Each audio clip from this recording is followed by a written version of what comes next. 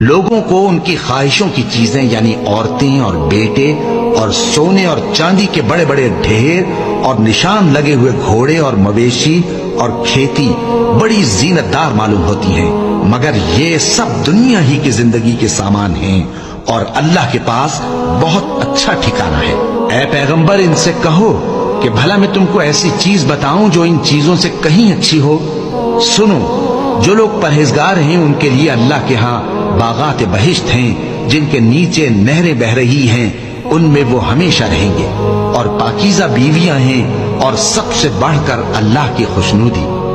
اور اللہ اپنے سب بندوں کو دیکھ رہا ہے جو اللہ سے التجا کرتے ہیں کہ اے پروردگار، ہم ایمان لے آئے سو ہم کو ہمارے گناہ معاف فرما اور ہم کو دوزخ کے عذاب سے محفوظ رکھ۔ یہ وہ لوگ ہیں جو مشکلات میں صبر کرتے اور سچ بولتے اور عبادت میں لگے رہتے اور نیکی میں خرچ کرتے اور اوقات سحر میں گناہوں کی معافی مانگا کرتے ہیں۔